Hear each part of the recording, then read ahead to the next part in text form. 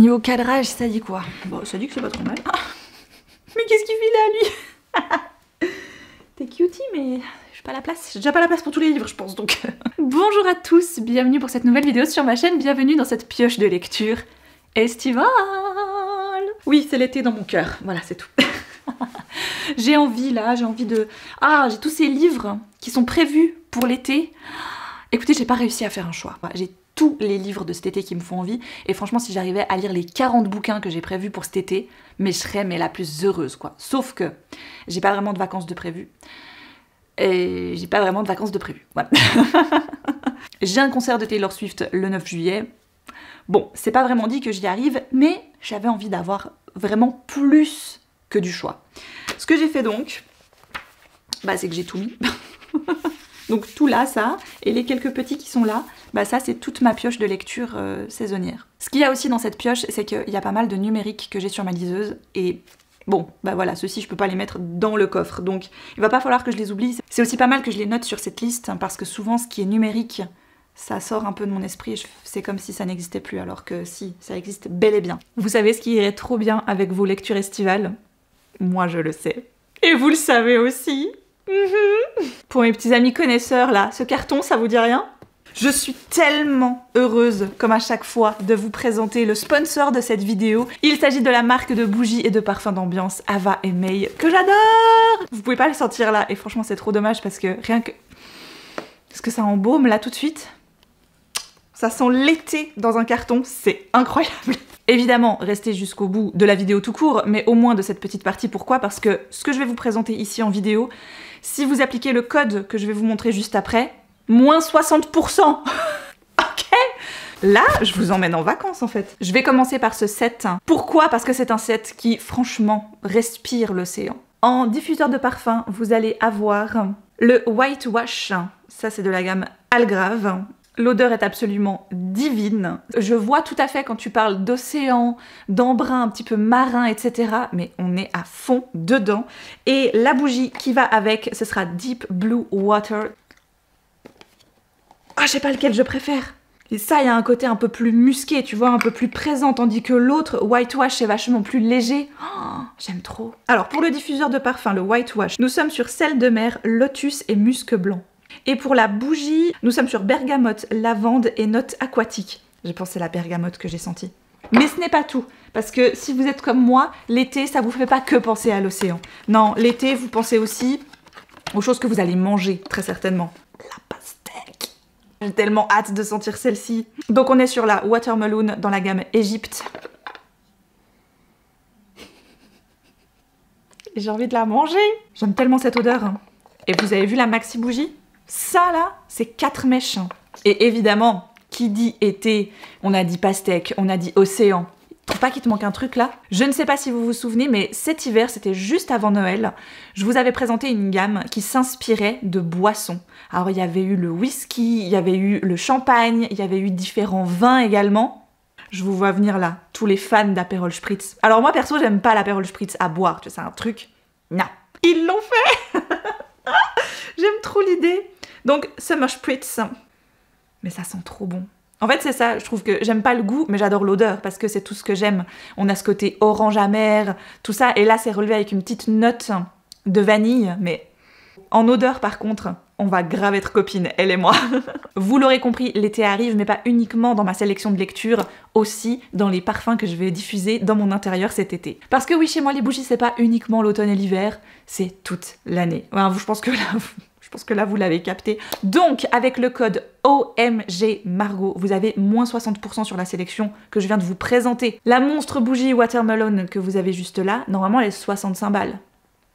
Là, vous la payez plus que 25. Et ouais. Mais ça ne s'arrête pas là, parce que si vous avez envie de vous faire plaisir sur d'autres choses, vous avez moins 40% sur tout le site, et vous avez moins 30% sur leur gamme Club Noé, qui est une gamme bien spécifique à Ava et May, que je vous invite à aller voir sur leur site, vous allez voir, tout est indiqué parfaitement. Pour faire votre petit shopping en paix, vous n'avez qu'à cliquer sur le lien qui se trouve en barre d'infos. Je remercie, comme toujours, grandement la marque Ava et May de me faire confiance et de sponsoriser cette vidéo, et je vous laisse avec ma pioche de lecture estivale. Bien, entrons dans le vif du sujet. Je vais y aller par ordre de ce que j'ai mis là, et techniquement, Ça veut dire que c'est plus ou moins du plus ancien au plus nouveau dans ma pioche de lecture. My Absolute Darling de Gabrielle Talent, depuis le temps que je l'ai, celui-ci aussi. Je sais que ça avait été le coup de cœur de mon précédent gérant, qui l'avait vraiment beaucoup aimé. Je sais que c'est un livre très dur, très violent. Turtle vit avec son père et franchement, le gars a une relation, enfin, il a un comportement, une éducation très abusive avec sa fille.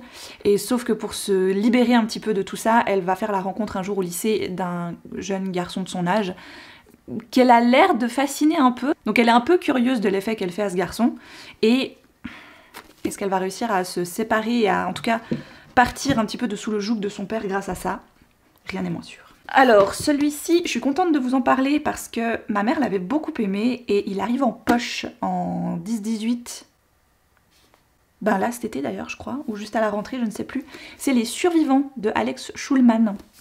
Alors celui-ci, je crois que ma mère l'avait pris parce que Séverine de la chaîne Il est bien ce livre en avait parlé. Elle m'avait dit qu'il était très bien, qu'elle avait beaucoup aimé. Donc on va rencontrer 3 frères qui visiblement ne se parlent plus vraiment, ou en tout cas plus depuis très longtemps. Dans leur maison familiale, leur mère vient de décéder et ils doivent répandre les cendres de leur mère sur un lac bien précis. Ça va faire remonter, je pense, pas mal de souvenirs d'enfance. Et cette couverture de livre, elle me fait penser à un film que je compte regarder cet été qui s'appelle Kings of Summer.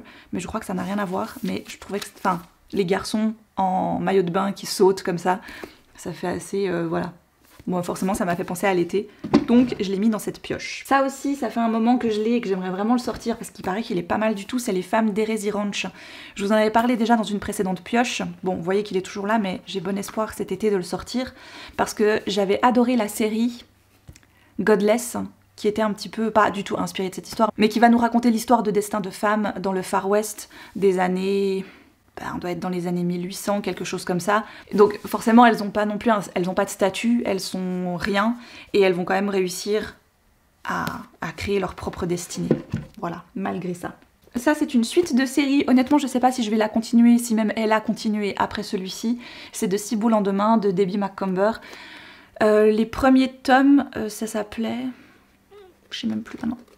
Mais c'était très cosy, c'était très mignon, c'est vraiment de la littérature feel-good absolue, dans ce que les Américains et les Américaines savent faire. Point de départ, c'est toujours une maison d'hôte que notre héroïne a rénovée, a retapée. Elle est veuve depuis pas très longtemps, le décès de son mari l'a beaucoup affectée, il a été faire la guerre. Du coup, elle a récupéré cette maison d'hôte. On pourrait techniquement les lire indépendamment les uns des autres, mais c'est quand même mieux de les lire à la suite, vu qu'il y a des petites histoires entre Joe, Marie et les gens autour d'elle. Mais elle est toujours un petit peu en retrait dans les histoires, en tout cas jusqu'à maintenant. Ça, c'est le 5e, je crois. Parce qu'elle va toujours laisser beaucoup de place aux personnages qui viennent à sa maison d'hôte. Et nous, on va un peu suivre leurs petites aléas, leurs petites histoires. Si vous cherchez un truc pas prise de tête, très doux, très tendre et très mignon. Donc c'est la maison d'hôte de Sedarkov, je crois, ou un truc du style. Bref, c'est très mignonnet. Mais je pense qu'après celui-ci, au bout d'un moment, je vais en avoir un petit peu marre, donc je pense que j'arrêterai. Le Jardin des Ombres de Virginia C. Andrews, c'est le tome 5, mais le préquel de Fleur Captive, donc sa grosse série, je pense une des plus connues à mon avis. Je suis en train de terminer avec le tome 4 justement, et ça se base sur les grands-parents des enfants qu'on va découvrir dans Fleur Captive. Donc voilà, comment eux en sont arrivés là, qui sont-ils, etc., etc. Voilà, malsain à souhait. Un pitch from que je n'ai pas encore lu, Lucy in the Sky, et pourtant je crois que c'est un des premiers qui avait été édité chez Totem. C'est marrant, ça pourrait presque se répondre avec My Absolute Darling, vu qu'elles ont les deux le même âge, je crois. Ouais. Donc là, on va avoir Lucy, 14 ans, et là, on va avoir Turtle, 14 ans. C'est marrant, les deux vont grandir... on dirait presque un peu côte à côte, c'est marrant, enfin pas du tout de la même façon. Pour Lucy par contre, on est sur une jeune fille qui se pose beaucoup de questions sur la suite de sa vie, le divorce de ses parents qui visiblement l'affecte beaucoup, et Pete From qui, encore une fois, je l'espère, arrive terriblement bien à décrire les sentiments et les émotions des gens, que ce soit des femmes, que ce soit des hommes, que ce soit des enfants.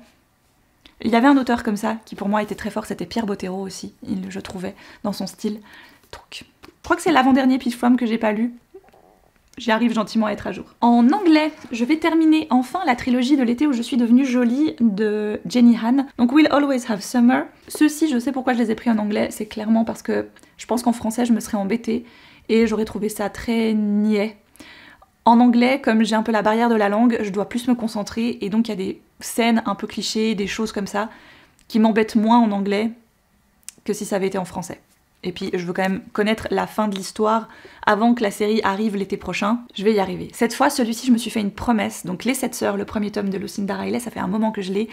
Et j'ai dit que je le sortais durant ce mois de juin. Parce que sinon, j'y arriverai jamais en fait. Après, j'ai un petit peu peur, mais vous allez le voir dans un des prochains vlogs lecture. J'ai lu un roman d'elle qui s'appelle Les Mystères de Fleet House qui ne m'a pas spécialement convaincue. Donc j'avoue que je suis pas... Je commence à avoir de plus en plus peur en fait de commencer Les 7 sœurs. Donc vraiment s'il vous plaît croisez les doigts avec moi et faites que ça passe. Mais si ça passe pas c'est pas grave, tant pis. Il faut que je sorte Just Wanna Be Your Brother de Nin Gorman et Mathieu Guibé parce que depuis le temps que je l'ai... Ça se passe de commentaires, je pense que vous savez tous et toutes que c'est le préquel de Ashes Falling for the Sky. Donc la duologie à succès de Nin et Mathieu et... J'avais été très touchée par les persos, donc voilà, il faudrait peut-être quand même que je lise ce qui se passe avant. Le livre de la nuit de Holly Black. Holly Black, franchement, c'est une autrice que j'affectionne beaucoup. Et là, de ce que j'ai pu lire, elle part quand même sur un contenu fantasy, fantastique, beaucoup plus adulte, donc beaucoup plus poussé. On est loin de Spiderwick, quoi, hein, c'est clair. Voilà.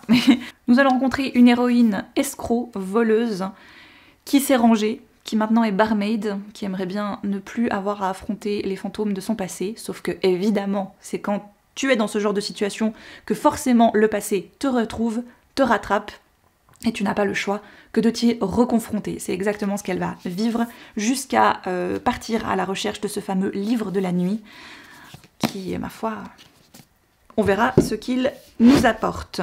Celui-ci, je l'avais déjà mis dans la pioche de l'année précédente, mais cette année, franchement vu sa taille, j'ai bon espoir. C'est Des âmes consolées de Mary Lawson. Mary Lawson, j'avais lu Un hiver long et rude que j'avais plus qu'adoré, qui fait partie vraiment de mes gros coups de cœur. Alors évidemment, quand j'ai vu son nom sur celui-ci, je me suis pas trop posé de questions.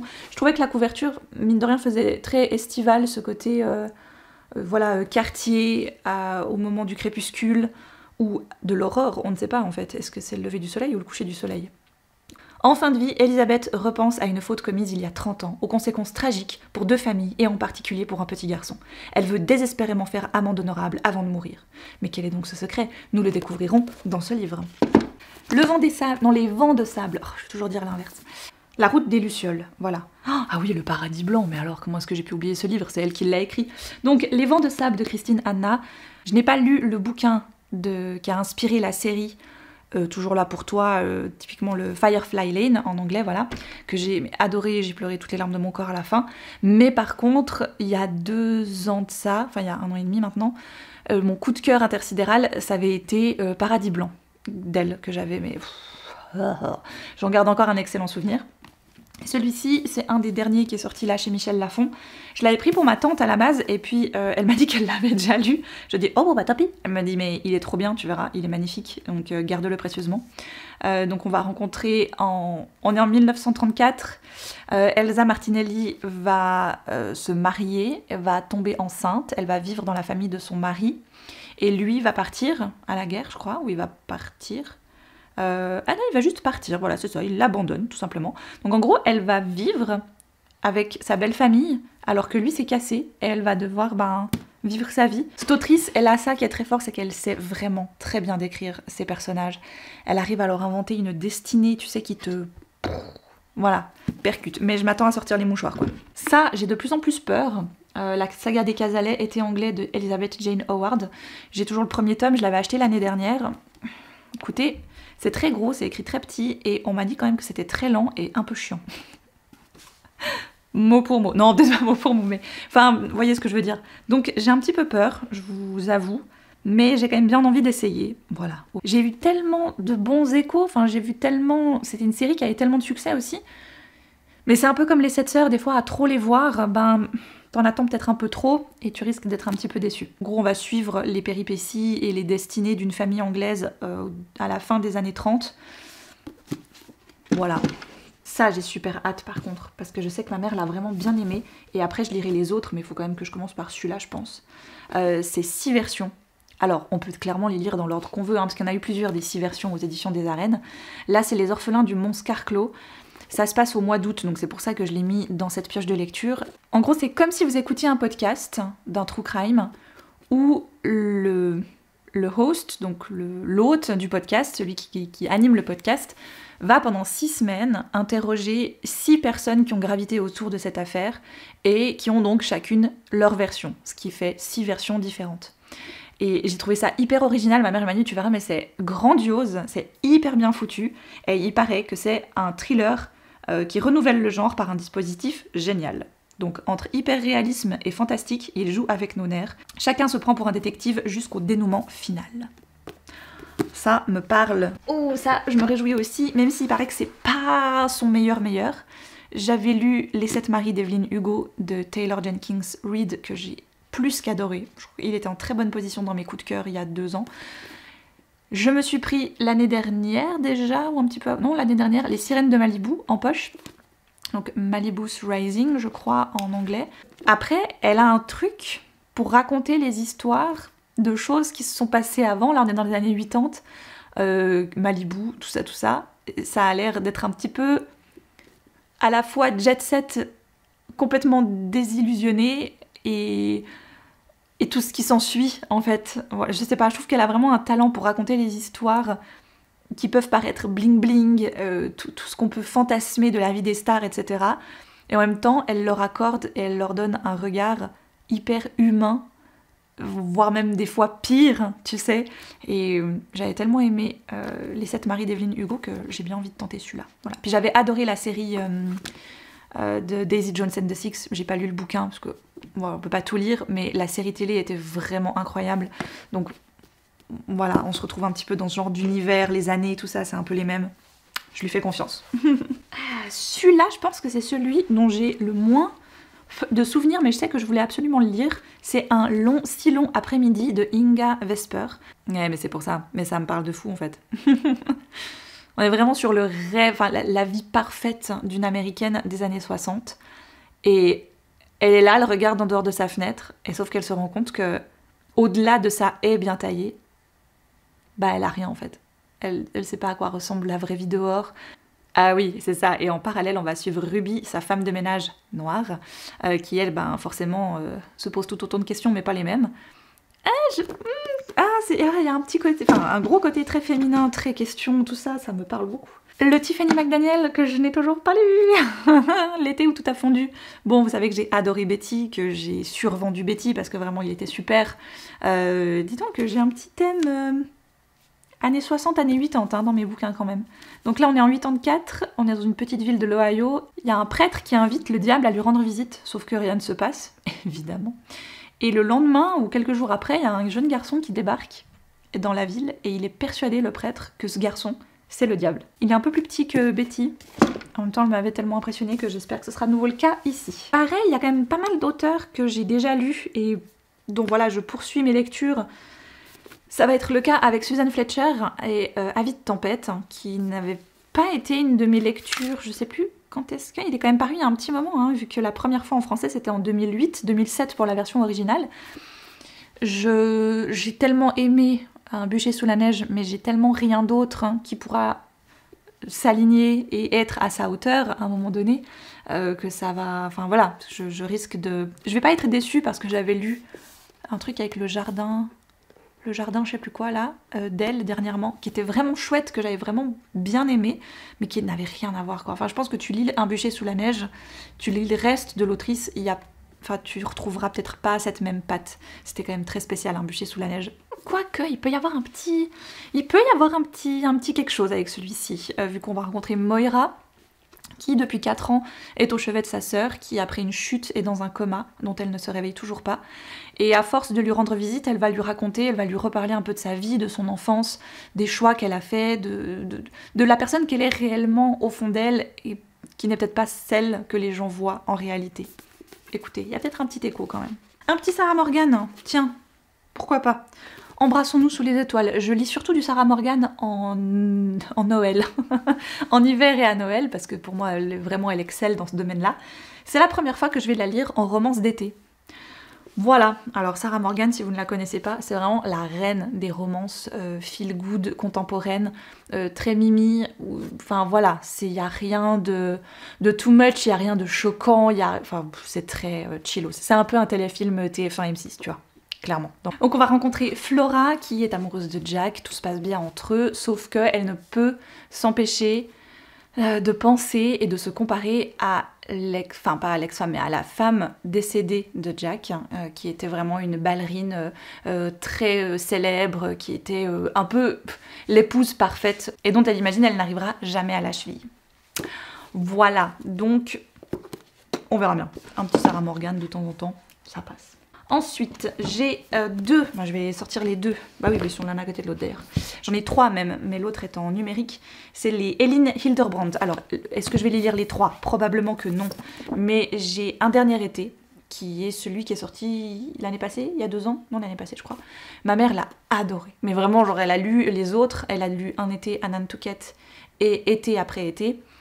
Elle m'a dit mais celui-là c'est le meilleur, vraiment, il est incroyable de ce qu'elle m'en a dit. Donc ce que j'aime bien avec Elin Hilderbrand, j'en ai déjà lu un d'elle, c'est qu'elle axe toujours ses intrigues sur ou aux alentours de Nantucket, donc la petite île Nantucket, mais ses romans n'ont rien à voir les uns avec les autres. Ces personnages, tout ça, on va toujours rencontrer d'autres gens avec d'autres histoires. Donc on est absolument sur le genre d'histoire que j'adore, vu qu'on va rencontrer une famille à qui tout sourit, tout va bien, ils ont leur petite tradition estivale, etc. sur Nantucket. La mère de famille va être victime d'un accident de la route, et depuis sa chambre pour sa convalescence, hein, pour se remettre, elle va observer, nous parler de sa vie de famille et de ses enfants dont elle est très fière, mais est-ce que vraiment, enfin voilà. Alors, pour que ma mère m'en parle à ce point, c'est qu'il doit être vraiment très très bon. Et j'avais trouvé à Emmaüs, c'est The Identicals, aussi un Elin Hilderbrand. Là on va rencontrer deux jumelles qui n'ont rien à voir l'une avec l'autre, à part évidemment leur similitude physique. Un événement va faire en sorte... Elles ont donc, ça fait des années maintenant qu'elles ne vivent plus du tout proches l'une de l'autre, mais un événement familial va faire qu'elles doivent absolument se revoir, se retrouver. Donc, voilà. Et celui que j'ai en numérique sur ma liseuse, c'est L'Hôtel Nantucket. Et ça, c'est ma chef qui l'a lu là en début du printemps et qui l'a beaucoup aimé. Il arrive là justement en grand format séjour. Donc celui-là par contre je sais pas de quoi il parle. Je l'ai mis parce que c'est Elin Hilderbrand et c'est tout. Je continue Les Rebelles University, donc je ne m'attarde pas, vous connaissez un peu le topo, ça fait un moment que je vous en parle quand même. En numérique sur ma liseuse j'ai Le Clan des Belen qui a l'air vraiment chouette, que j'ai pris chez Scrineo. Et j'ai hésité à ne finalement pas le lire, à le retirer de mes services presse numériques. Mais il y avait un truc dans le résumé et dans les commentaires des gens sur Livre Addict qui m'a dit... Mais un truc qui sort un petit peu des sentiers battus, c'est une femme qui se bat pour réintroduire le loup dans une région. Et elle va malheureusement se heurter à ce fameux clan des Belen, visiblement. Il va commencer à se passer des choses bizarres dans la région. Et est-ce que c'est à cause de ça, ou est-ce qu'il y a d'autres choses qui sont en train de se jouer devant elle alors qu'elle n'en sait absolument rien? Paraît que c'est un sacré page-turner. Si vous aviez suivi, Vincent m'a offert la duologie Ça de Stephen King pour Noël. Que j'avais envie de lire depuis un petit moment maintenant. C'est écrit très petit et c'est un très gros livre, mais il m'avait tellement impressionné avec 22-11-63 dans sa façon de description, etc. Je sais qu'il est très doué pour décrire l'enfance, les peurs de l'enfance. Je vous parlais de Un bûcher sous la neige, j'ai mis La sorcière de Limbricht de Susan Smith. Alors, quand j'ai lu le résumé de ce bouquin, je me suis dit, mais... c'est la même chose, sauf qu'il est 3 fois plus petit, mais franchement ça ressemble tellement. Nous sommes en juillet 1674 à Limbricht, et parce qu'elle préfère se rendre au bois plutôt qu'à l'église, parce qu'elle connaît le pouvoir des plantes qui soignent, parce qu'elle est un peu trop libre, Entgen Luichten est arrêtée pour suspicion de sorcellerie. Dans l'attente de son procès, la voilà réduite à compter les jours dans l'étroit et glacial cachot du baron Van Breil, prêt à tout pour obtenir des aveux spectaculaires. Mais, malgré les fenêtres étriquées de sa cellule, Entgen puise sa force dans ses rites et ses souvenirs et prépare sa défense comme un cri, car elle compte bien faire entendre sa voix, même si cela doit être la dernière fois. Écoutez, je vais lire ça à titre de comparaison, je pense. Ah ouais, ça il paraît que c'est trop bien. En anglais, je me suis pris The Only One Left de Riley Sager. J'ai vu j'ai vu plein de booktubeurs et booktubeuses anglophones le lire l'été dernier et être juste choquée du bouquin. Donc en fait, j'ai pas voulu attendre, je l'ai pris tout de suite en anglais. Voilà, en grand format et tout, quoi. On verra bien. Ouh, j'adore. J'adore quand c'est comme ça. Donc on est en 1929 et la jeune Leonora serait accusée, mais rien n'a été prouvé, d'avoir tué toute sa famille. Ou en tout cas d'avoir détruit toute sa famille. Sauf qu'on est des années plus tard, Leonora a donc 70 ans, elle peut plus parler, elle peut juste communiquer d'une certaine façon avec son infirmier ou son infirmière, et elle va probablement commencer à parler de cette fameuse nuit. Il paraît qu'il était juste dingue ce bouquin, donc voilà, saura-t-il me dinguifier moi aussi? Rien n'est moins sûr, mais j'espère. On continue avec les bouquins en anglais. Celui-là, par contre, j'ai un petit peu peur, j'en ai pas entendu que du bien. Moi, j'avais bien aimé Every Summer After de Carly Fortune, donc j'ai pris Meet Me at the Lake, toujours en anglais, parce que j'avais bien aimé sa plume l'année dernière en anglais, je trouvais que ça passait très bien. Donc voilà. Après, je sais que certains l'ont lu et ont trouvé qu'il était quand même vraiment moins bien. Celui-ci, ça faisait tellement envie, Love in the Time of Serial Killers de Alicia Thompson. Dans cette histoire, on va rencontrer Phoebe Walsh, qui est autrice de romans et qui a un petit peu de la peine à écrire en ce moment, surtout qu'elle est en train de nettoyer la chambre de son enfance dans sa maison où elle a grandi. Donc elle est un petit peu... Enfin voilà, c'est pas évident pour elle de concilier tout ça. À côté de ça, elle est fan de true crime, de serial killer, etc. Elle analyse absolument tous les comportements des gens autour d'elle. Et donc elle est persuadée que la personne qui habite en face de sa maison d'enfance est un serial killer. Sauf que, à mon avis, vu le titre, elle va limite en tomber amoureuse. Ça a l'air très cool. En format numérique, j'ai les deux, mais du coup, je sais pas trop dans quel ordre je vais les lire. Il y a le nouveau Benjamin Stevenson, c'est son nom, je crois. Je sais plus. C'est celui qui a fait Tout le monde dans ma famille a déjà tué quelqu'un. Et ma mère l'a beaucoup aimé, moi je l'ai pas encore lu, et je crois qu'il y a une série télé qui a été faite dessus, ou va y avoir, où il y a eu, enfin bref, un truc du style. Et là il y a son nouveau qui arrive, c'est Tout le monde dans ce train est suspect, il sort là au mois de juin, il paraît aussi qu'il est cool. Donc j'ai les deux sur ma liseuse, je sais pas dans quel ordre, est-ce que je vais d'abord lire La famille, est-ce que je vais d'abord lire Le train? Le train ça invite au voyage, un truc du style, tu vois, donc je me dis je vais peut-être d'abord lire celui-ci, même si c'est pas le premier, c'est pas bien grave. Hop, on arrive au bout, promis. Ouh, ça a l'air incroyable ça encore une fois. Oh mon dieu. Mirror Bay de Catriona Ward, je vous ai tellement saoulée avec La dernière maison avant les bois, qui a été un de mes premiers coups de cœur de ce début d'année. C'était le début de l'année? Oui, je sais déjà plus. Oui. Donc j'ai automatiquement ajouté le dernier à ma liste de lecture, bien évidemment. On est à l'été 1989. Et le jeune Wilder Harlow arrive avec ses parents dans le Maine. Il est hyper mal dans sa peau, c'est un ado très timide, pas très bien.